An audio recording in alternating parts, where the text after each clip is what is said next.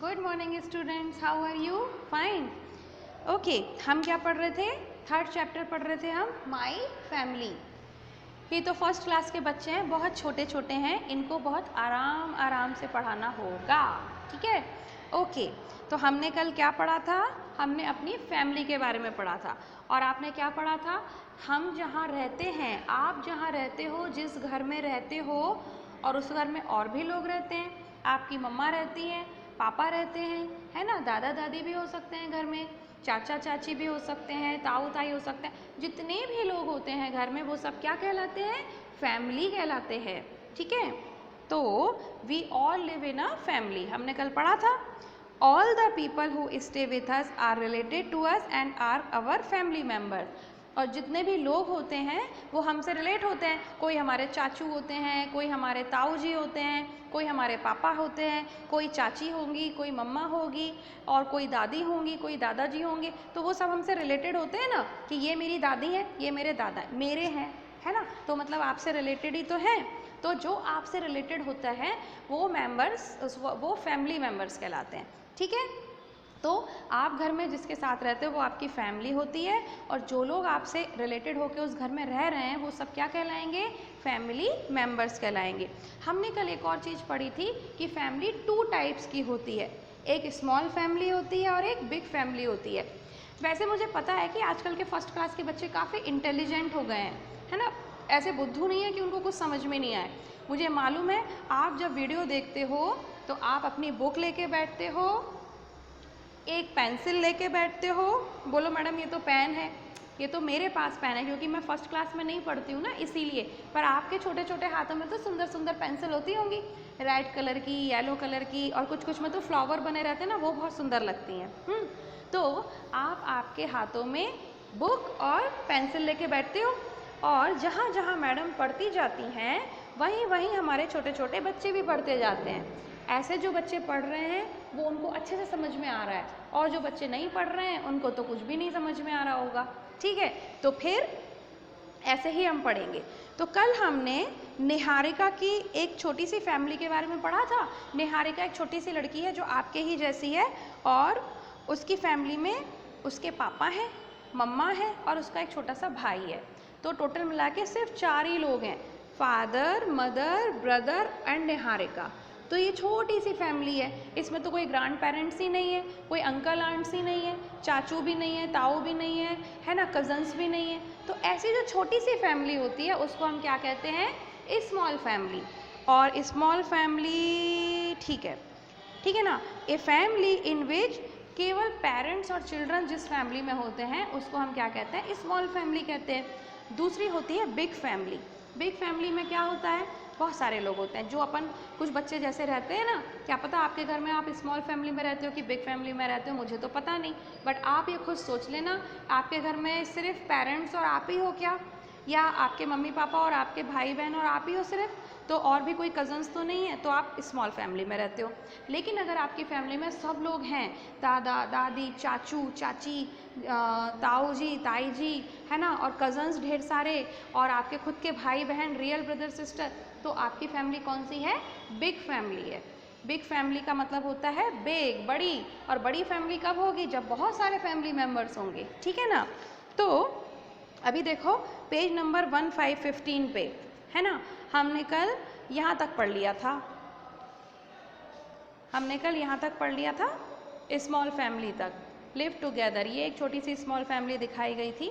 और आज हम क्या पढ़ेंगे? यहाँ से पढ़ेंगे बिग फैमिली से, ठीक है?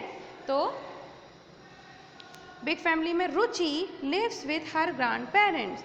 रुचि नाम की एक छोटी सी बच्ची है जो कि फर्स्ट क्लास में पढ़ती है, उसके ग्रैंड पेरेंट्स के साथ रहती है। वो पेरेंट्स भी रहते हैं उसके, ब्रदर्स भी रहते हैं, अंकल्स भी रहते हैं, आंट्स भी रहती हैं, और उनके छोटे छोटे बच्चे भी होते हैं। एक ही घर में her uncle's children are her cousins, उसके कज़न्स कहलाते हैं, ठीक है? आपको पता है जो आपके भाई बहन होते हैं रियल, वो क्या कहलाते हैं? सिबलिंग कहलाते हैं। ये पता नहीं, हमने शायद पहले भी पढ़ा होगा कभी, है ना?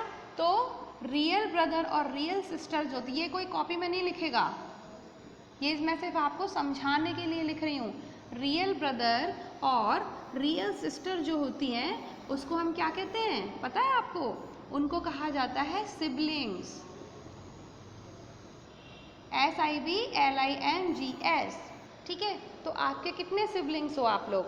अगर आप सिर्फ 2 भाई हो तो आप सिर्फ आपका एक ही सिबलिंग है। ठीक है, अगर आपकी एक छोटी सी बहन है तो वो आपकी सिबलिंग है, अगर आपकी एक बड़ी दीदी है या भैया है तो वो आपके सिबलिंग, लेकिन वो रियल ब्रदर होंगे और रियल सिस्टर होगी अगर, तो हम उसको सिबलिंग कहेंगे।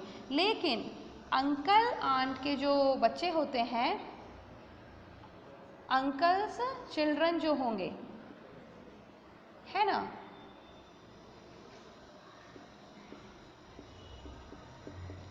आंट्स एंड अंकल्स चिल्ड्रन जो आपके घर में रहते हैं वो कौन कहलाते हैं? COUSINS, कजन्स कहलाते हैं।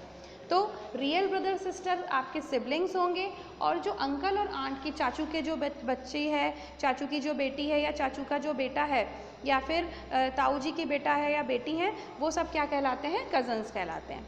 और जो आपके रियल सिस्टर और रियल ब्रदर हैं वो सिबलिंग कहलाते हैं। तो ये जो रुचि है वो तो बड़ी सी फैमिली में रहती है, उसके ग्रैंड पेरेंट्स भी रहते हैं, उसके सिबलिंग्स भी रहते हैं, पेरेंट्स भी रहते हैं, है ना, और अंकल आंट भी रहते हैं, और उसके सिबलिंग्स और कजन्स भी रहते हैं। ठीक है, तो इतने सारे ढेर सारे लोग जहाँ रहते हैं उसको हम क्या कहते हैं? Big family. Okay, Ruchi's family is a big family. A big family is one in which grandparents, parents, brothers, sisters, uncle, aunts and cousins live together. ठीक है, ओके। अब हम करते हैं सरनेम की बात। अब आपको पता है ना कि आपके घर में जितने भी लोग रहते हैं सारे फैमिली मेम्बर्स के नेम अलग अलग हैं, है ना। आपका नाम हो सकता है मोहित हो, है ना, आपकी बहन का नाम रुचि हो सकता है, पापा का नाम अलग, मम्मा का नाम अलग, चाचू का नाम अलग, दादाजी का नाम अलग, ताऊ जी, सबका नाम अलग अलग है। ऐसे सेम नेम तो नहीं है ना किसी के, ठीक है, लेकिन सरनेम सबका सेम होता है।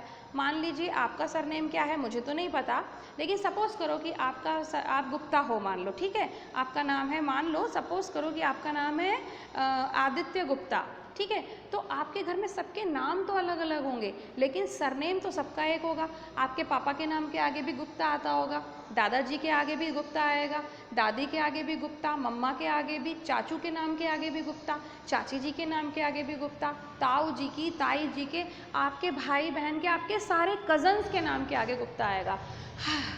आता है ना, इसको कहते हैं सरनेम। ठीक है, तो हम क्या देख रहे हैं कि एक तो होता है नेम और एक होता है सरनेम। ठीक है, तो जो फर्स्ट नेम होता है, सपोज करो कि आपका नाम है आदित्य गुप्ता, ठीक है, तो ये जो नाम होता है आपका वो क्या कहलाता है? First name. ठीक है, और ये जो लास्ट में लगा होता है उसे हम कहते हैं सरनेम। सरनेम मतलब होता है एक्स्ट्रा, है ना, सरप्लस में।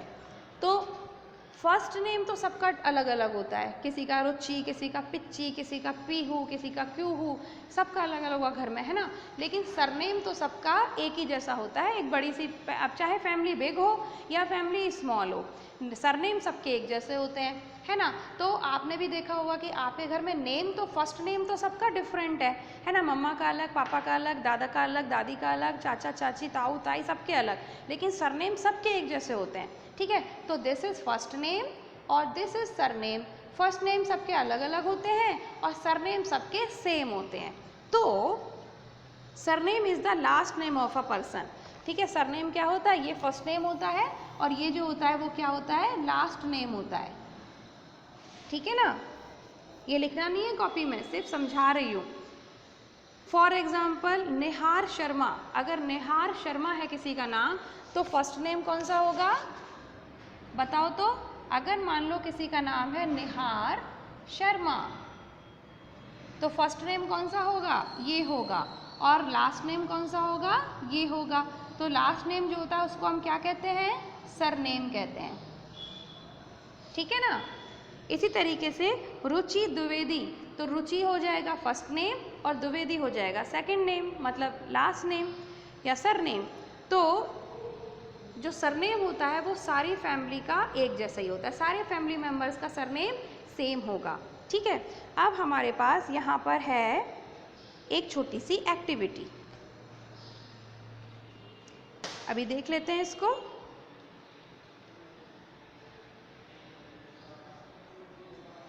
ये देखो, इसमें सबसे पहले तो आपको लिखना है माई सरनेम इज। अब आपका सरनेम क्या है, नाम लिखने की जरूरत नहीं है, सिर्फ सरनेम लिखना, गुप्ता, द्विवेदी, शर्मा, वर्मा या सिंह, है ना, और वगैरह जो भी, मोटवानी और पता नहीं क्या क्या, तो जो भी आपका सरनेम है वो आपको लिखना होगा। अब यहाँ पे आपको क्या करना है, right the names of your cousins. आपके कज़न्स अगर हैं घर में, चाहे वो आपके साथ रहते हो या दूर रहते हो, कज़न्स तो होंगे ही आपके घर में। अगर आप एक स्मॉल फैमिली में रहते हो तो आपके सारे रिलेटिव्स दूसरे सिटीज़ में होंगे, है ना, कहीं तो होंगे, जयपुर में भी हो सकते हैं या जयपुर से बाहर भी हो सकते हैं, तो उन सबके नाम लिखने हैं आपको। आपके कज़न्स के सबके नाम लिखो। माई फैमिली इज़ अच्छा, अगर अब आपकी फैमिली जो है वो स्मॉल फैमिली है कि बिग फैमिली है वो भी लिख देना।